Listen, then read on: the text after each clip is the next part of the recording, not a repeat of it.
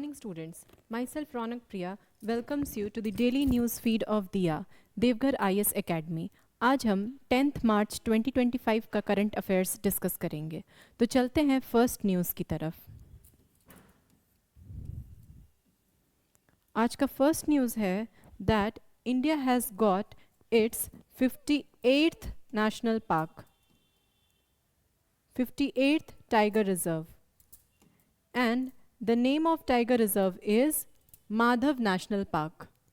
It is located in Shivpur district of Chambal region of Madhya Pradesh. Okay, तो ये important है prelims perspective से, क्योंकि prelims में national park, tiger reserves, sanctuaries से question आते ही रहते हैं. तो हमें जानना है कि total 58 टाइगर रिजर्व्स हैं इंडिया में और सबसे रीसेंट माधव नेशनल पार्क है which is located in Madhya Pradesh. Okay, so let's move to the next news. Next news is India Mauritius and a visit to deepen long standing ties. So this news is because Indian prime minister Indian PM is visiting Mauritius. ठीक है, कब visit कर रहे हैं? 11th और 12th मार्च को. ये visit इसलिए सिग्निफिकेंट है क्योंकि 12th मार्च को मॉरिशस का इंडिपेंडेंस डे होता है, राइट? इसलिए ये विजिट इंपॉर्टेंट है. तो इंपॉर्टेंट है कि हम जानें कि इंडिया और मॉरिशस का why is Mauritius important to India, क्यों ज़रूरी है कि हम मॉरिशस के साथ एक अच्छा रिलेशन बना के रखें. मॉरिशस इंडिया के इंटरनेशनल रिलेशन में कैसे इंपॉर्टेंट हो सकता है, इस आर्टिकल को हम GS2 के topic India and it's bilateral relation से रिलेट करके देख सकते हैं, राइट? सो अगर मॉरिशस का लोकेशन देखें तो अगर ये आपकी अफ्रीकन कॉन्टिनेंट है और यहाँ पर मदागास्कर है, तो बिल्कुल यहाँ पे है आपका Mauritius island. So basically Mauritius is located in western Indian ocean. Mauritius का सबसे इंपॉर्टेंट है उसका स्ट्रेटेजिक लोकेशन, और ये island nation western Indian ocean में लोकेटेड है.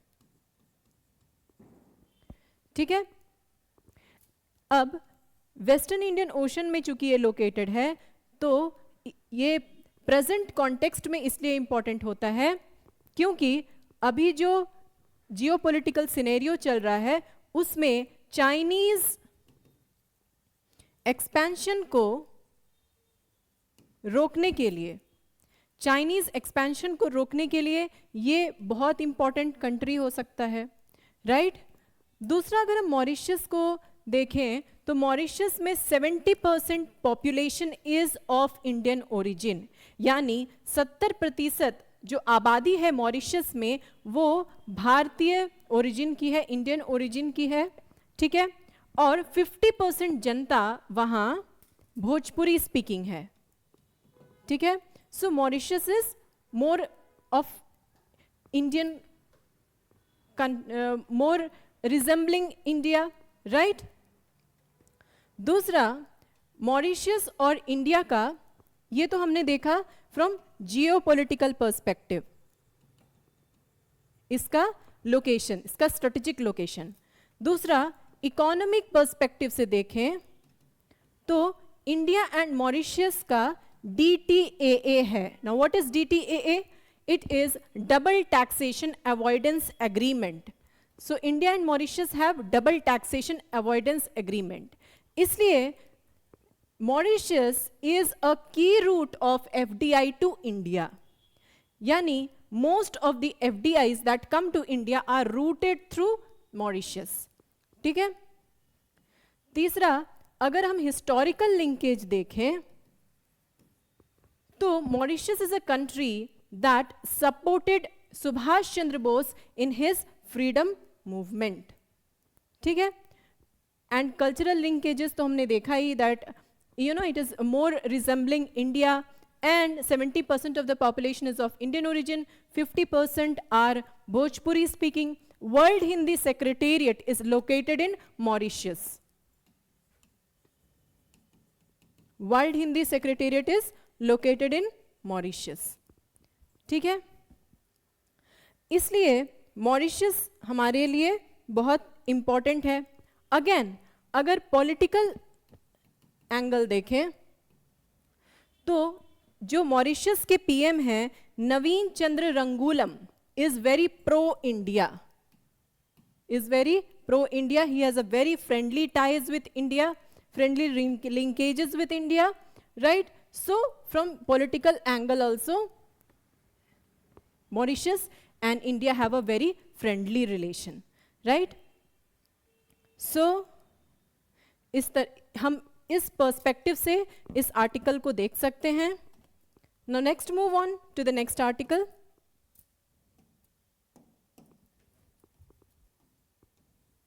Next article is closing the gender gap in higher judiciary. Now judiciary का काम सिर्फ न्याय करना नहीं है, इसका ये समाज का एक आईना होता है। जुडिशरी समाज का एक आईना होता है, इसलिए ज़रूरी है कि जुडिशरी इंक्लूसिव हो, और अगर जुडिशरी इंक्लूसिव नहीं होगी तो न्याय भी बायस्ड होगा, ठीक है, न्याय भी बायस्ड होगा। अगर जुडिशरी में हिस्टोरिकल रिप्रेजेंटेशन देखें वुमन का, तो 1924 में फर्स्ट वुमन लॉयर बनी थी कॉर्नेलिया सोराबजी, ठीक है, फर्स्ट वुमन लॉयर बनी थी कॉर्नेलिया सोराबजी। उसके बाद 1959 में फर्स्ट वुमन हाई कोर्ट जज बनी जो केरला हाई कोर्ट की थी, उनका नाम था Anna Chandy. Then first supreme court की जज बनी है 1989 में, जिनका नाम है जस्टिस फातिमा बीवी, ठीक है।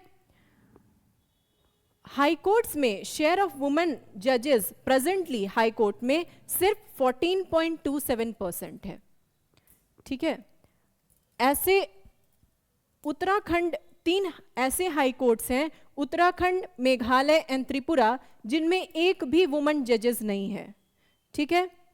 और 8 हाई कोर्ट ऐसे हैं जिसमें नंबर ऑफ वुमेन जजेस is limited to just 1। Now अगर सुप्रीम कोर्ट ऑफ इंडिया में वुमेन का रिप्रेजेंटेशन देखें, that is only 2, right. So Supreme Court only have 2 women जजेस। नाउ इंपॉर्टेंट ये है, why this skewed representation of women, क्यों इतना कम women का representation है। फर्स्ट रीजन जानना है कि क्यों इतना skewed representation है women का जुडिशरी में। So reason for skewed representation of women judges, right? So first is lack of nomination. अब क्या होता है कि जजेस को अपॉइंट करते हैं कौन? कोलेजियम। कोलेजियम सिस्टम से जजेस का अपॉइंटमेंट होता है, तो अगर कोलेजियम के पास वुमेन जजेस का नाम जाएगा ही नहीं तो वो नॉमिनेट कैसे होंगी? नहीं होंगी। So first is lack of nominations,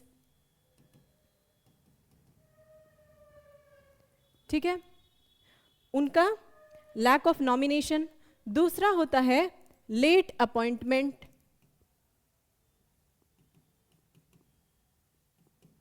तीसरा होता है lack of transparency, and fourth is biasness.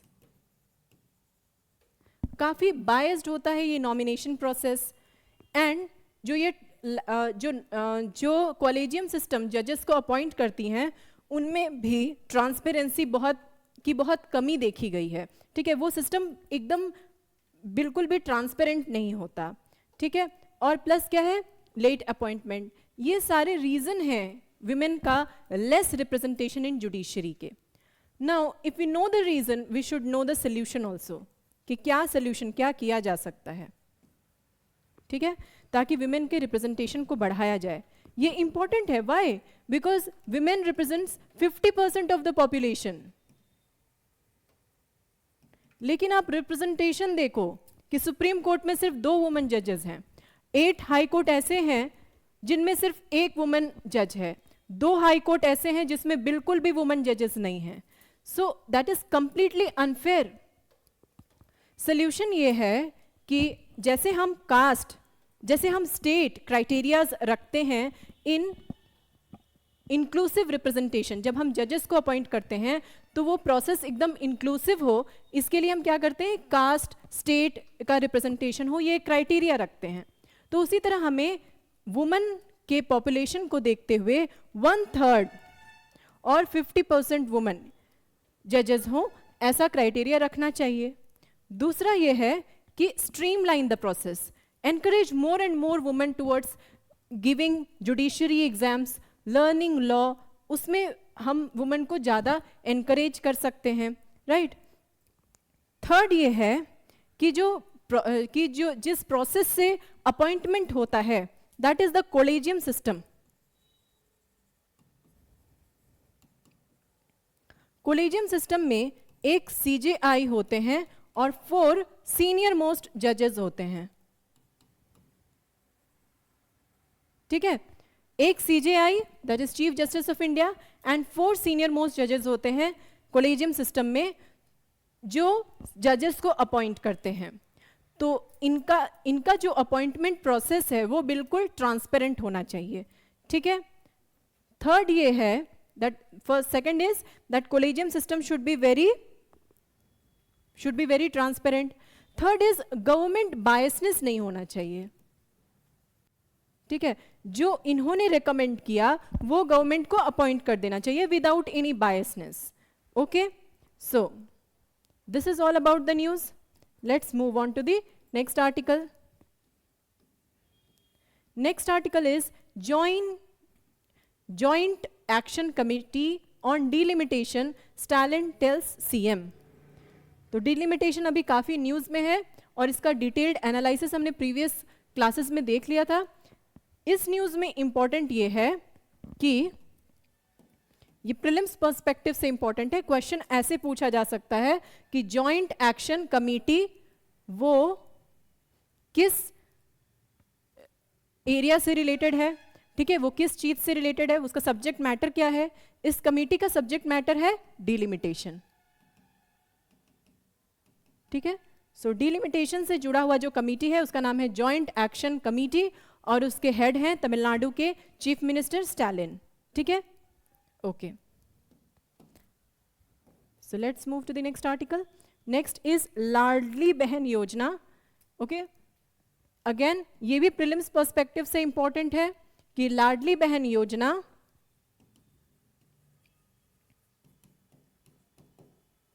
ये महाराष्ट्र की योजना है. ठीक है, कौन से स्टेट गवर्नमेंट की योजना है ये? महाराष्ट्र की योजना है, right.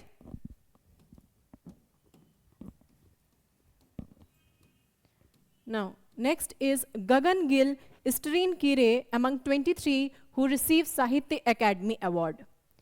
So what is this Sahitya Academy Award? Sahitya Academy Award second highest literary award है. साहित्य अकेडमी अवार्ड क्या है? Second highest literary award after Jnanpith. सबसे ऊपर है ज्ञानपीठ लिटरेचर के सेक्शन में और दूसरा है साहित्य अकेडमी अवार्ड. ठीक है, 23 लोगों को दिए गए हैं जिसमें हिंदी पोएट गगन गिल हैं और नागा की ऑथर है एस्टरीन कीरे. ठीक है, हिंदी में दिया गया है गगन गिल को और इंग्लिश में दिया गया है एस्टरीन कीरे को. ये टोटल 24 लैंग्वेजेस में दिया जाता है जिसमें 8th शेड्यूल में मेंशन्ड 22 लैंग्वेजेस के अलावा 2 और लैंग्वेज में दिया जाता है which is Rajasthani and English. Right. ये टोटल 24 भाषाओं में दिया जाता है, जिसमें 8वीं अनुसूची में मेंशन्ड 22 भाषाओं के अलावा 2 और भाषाओं में दिया जाता है, जो है अंग्रेजी और Rajasthani, right. So let's move to the next one. Next one is IPCC begins work on new series of climate reports. IPCC इसलिए न्यूज में है क्योंकि इसका 7th रिपोर्ट, ये जैकब कोशी, सॉरी जिम्स किया इज चेयरमैन ऑफ IPCC, ठीक है। और IPCC का जो 7th रिपोर्ट है वो अभी पाइपलाइन में है। टोटल 6 रिपोर्ट्स IPCC ने पब्लिश कर दिए, 7th रिपोर्ट अभी पाइपलाइन में है और वो 2029 तक फाइनली पब्लिश्ड हो जाएगा। इस कॉन्टेक्स्ट में ये इंपॉर्टेंट है that we must know what is IPCC. IPCC इज intergovernmental panel on climate change. इसका फुल फॉर्म क्या है? Intergovernmental panel on climate change. Now ये है क्या और ये काम क्या करती है? जैसे मान लो अभी हम कह रहे हैं कि टेम्परेचर्स, गर्मी में टेम्परेचर बहुत हाई हो रहे हैं, रेन्स बहुत इरेग्युलर हो रही हैं, तो किसी न किसी साइंटिफिक डेटा से कंपेयर करके हमने ये कंक्लूजन निकाला। ऐसे रिपोर्ट्स IPCC देती है। सो IPCC बेसिकली एक ऐसी बॉडी है, IPCC एक ऐसी बॉडी है जो एक ऐसी संस्था है जो जलवायु परिवर्तन से जुड़े वैज्ञानिक तथ्यों का मूल्यांकन करती है, ठीक है। IPCC एक ऐसी संस्था है जो क्लाइमेट चेंज से जुड़ी तथ्यों का मूल्यांकन करती है, यानी जो भी टेम्परेचर्स राइज हो रहे हैं या जो भी इरेग्युलरिटीज हमें वेदर पैटर्न में देखने को मिल रही हैं, उन सब का स्टडी करती है, ठीक है। जो भी मिटिगेशन एडेप्टेशन के एफर्ट्स हैं और उनमें और क्या सुधारा जा सकता है और कैसे बेहतर बनाया जा सकता है, सबका साइंटिफिक एनालिसिस करती है, ठीक है।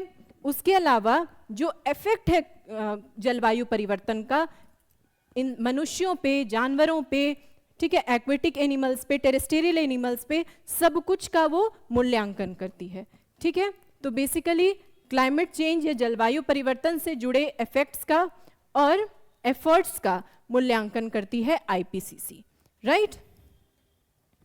Let's move to the next article. Next article is India Ireland agree to set up joint economic commission. Joint economic commission, grow trade, high tech collaborations.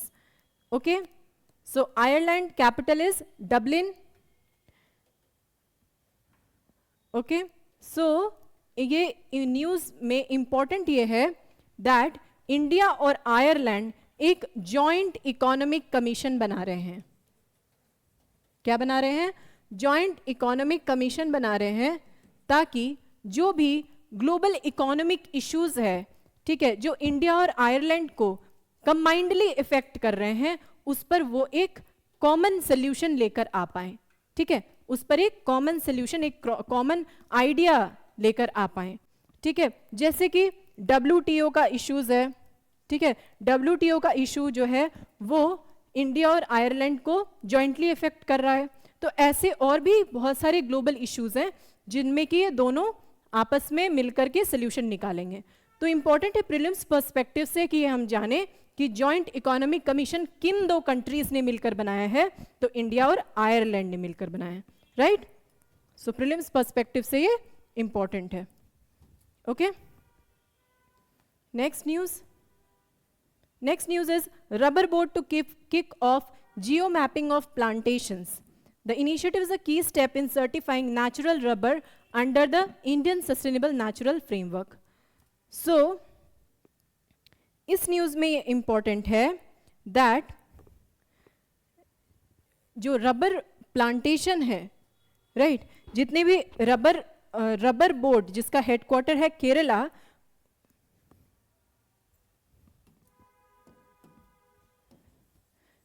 Rubber board का हेडक्वार्टर कहाँ है?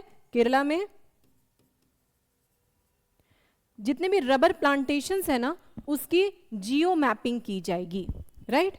उसकी geo mapping की जाएगी under Indian sustainable natural framework, natural rubber framework. ये government of India की rubber plantation को लेकर के एक इनिशिएटिव है जिसका नाम है ISNR, Indian sustainable natural rubber framework, right? ISNR। तो उसी के तहत जितने भी रबर प्लांटेशंस हैं उनकी जियो मैपिंग की जाएगी, ये न्यूज़ में है, राइट? सो ISNR इंपॉर्टेंट था, ओके, एंड रबर प्लांटेशंस की जियो मैपिंग की जाएगी, ये भी इंपॉर्टेंट है प्रीलिम्स पर्सपेक्टिव से।